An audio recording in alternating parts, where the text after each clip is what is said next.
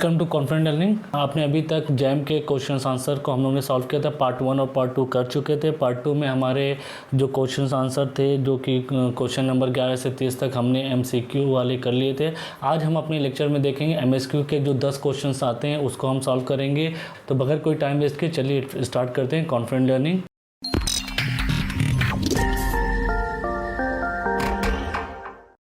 Move करते हैं हम आगे हमारे 36 नंबर क्वेश्चन में। इसको भी हम एक्सप्लेनेशन से एक एक करके देखते हैं कि इसका क्या मतलब है, तो आसानी से आप ऑप्शंस को पिक कर सकते हैं।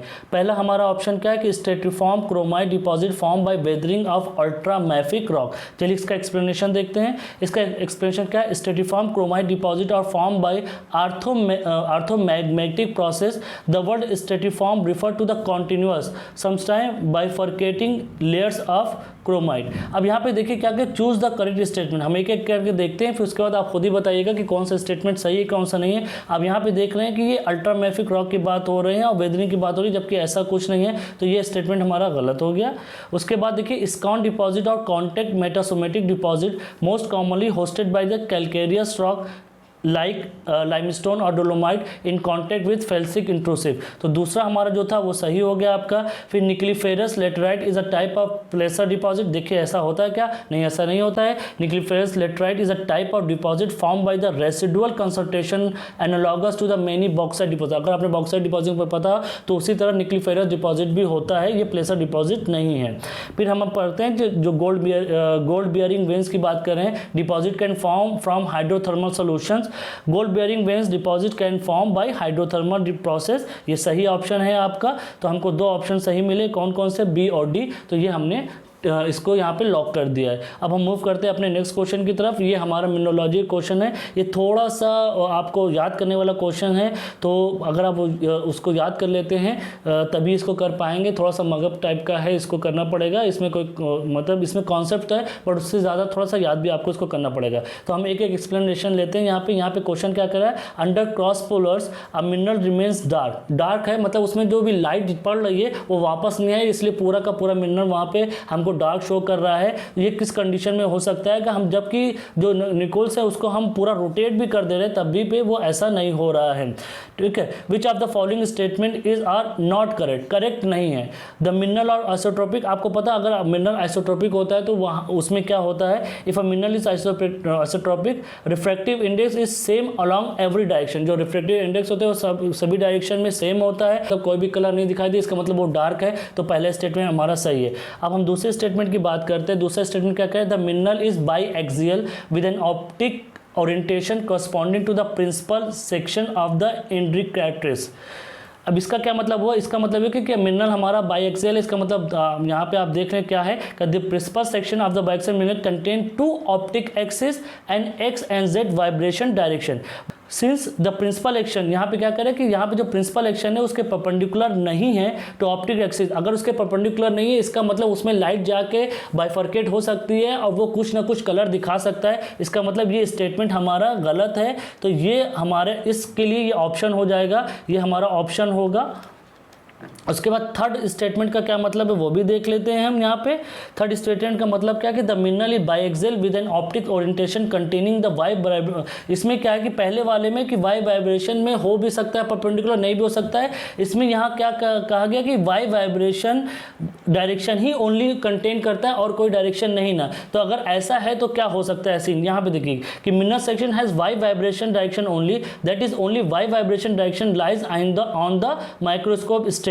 द प्रिंसिपल सेक्शन कंटेनिंग, जैसे हमने पहले बताया था कि उसमें टू ऑप्टिकल एक्सिस होती है, X and Z, vibration direction is vertical here. यहाँ पे खुद ही दे दिया गया कि वर्टिकल है। यहाँ पे इसमें से दोनों में से कोई भी एक आपके ओरिएंटेड परपेंडिकुलर टू हो सकती है। In such a case the mineral section is isotropic. अगर ऐसा होता है तो उसमें कोई ना कोई एक पोर्शन में वो मिनरल आपका आइसोट्रोपिक हो सकता है। इसमें C is a correct justification only under specific. इसके मतलब ये क्या कहने का मतलब है, ये आपका बी का एक स्पेशल केस है जिसमें वो हो भी सकता है, नहीं भी हो सकता है, तो ये थोड़ा सा कंट्रोवर्शियल है। ये सी कंडीशन आपका कुछ स्पेशल कंडीशन में ही वो प्रूव होगा।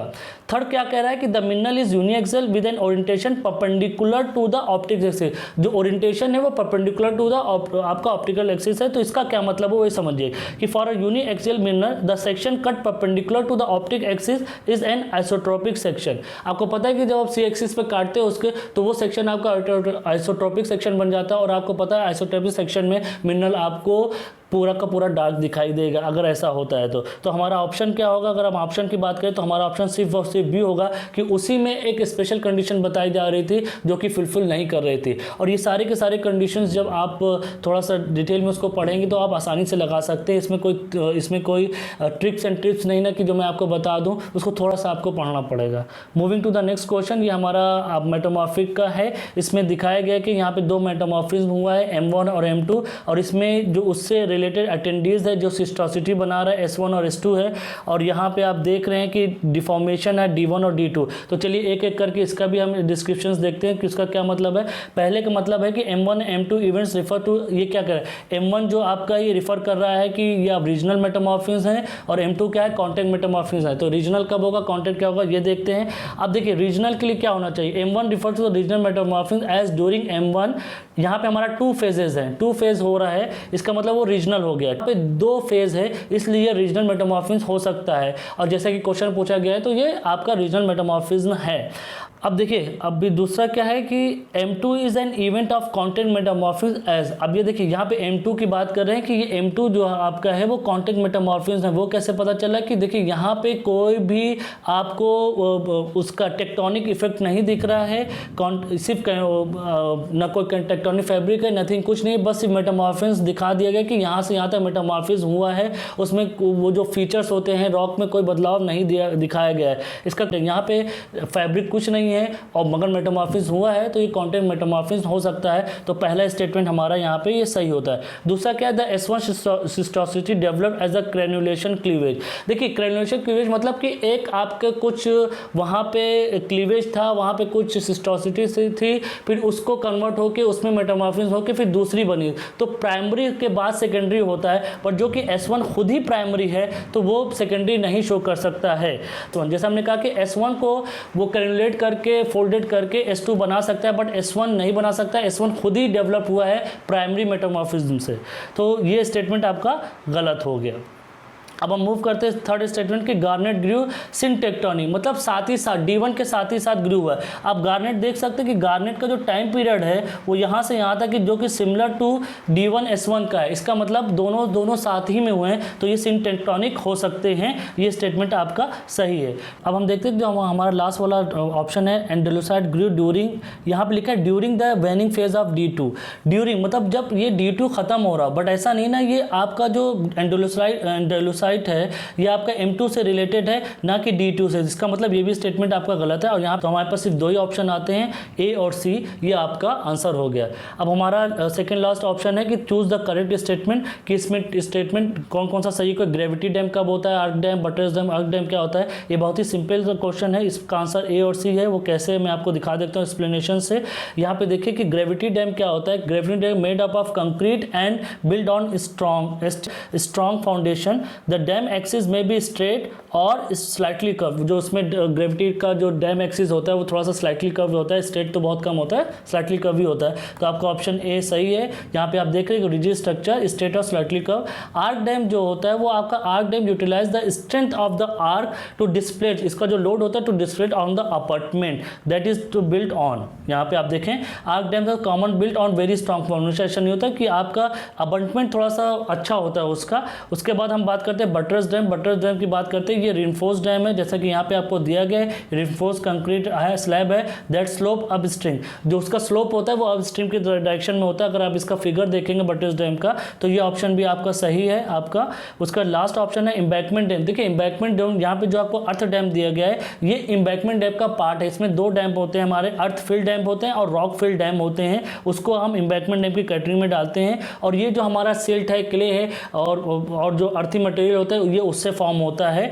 The earth dam have a concrete wall नहीं होता है आपका कर्व विद ऑफसेट, तो ये भी ऑप्शन हमारा गलत है। तो हमारे पास सिर्फ दो ही ऑप्शन है, ए और सी वाले यहाँ पे आप देख रहे हैं। और इस तरह के ग्रेविटी डैम में इस तरह के क्वेश्चन पूछे जाते हैं और कुछ और भी तरह के क्वेश्चन पूछे जाते हैं। मैं सीरीज बनाऊंगा उसके लिए कि हर एक सब्जेक्ट वाइज पे कि किस तरीके से क्वेश्चन पूछे गए हैं और किस तरीके से क्वेश्चन पूछे जा सकते हैं।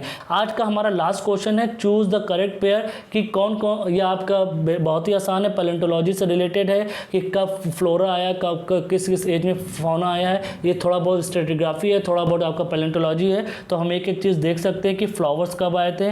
फ्लावर्स प्लांट्स हमारा क्रिटेशियस पीरियड में आया था जो कि मेसोजोइक एरा में है, तो ये ऑप्शन हमारा गलत है। आपको पता है कि एम्फीबियंस जो थे वो डिविनियन पीरियड में ज़्यादातर आए थे जो कि आपका पैलोजोइक है, तो ये भी ऑप्शन सही है। उसके बाद में जो ट्राइलोबाइट्स थे वो उनका एक में कब हुआ था कि अर्ली पैलोजोइक में हुआ था, तो इसका मतलब ये भी ऑप्शन आपका गलत है। उसके बाद आप सेनोजोइक की बात करें जो डोमिनेंस ऑफ द मैमल्स है, तो वो सही आंसर है आपका।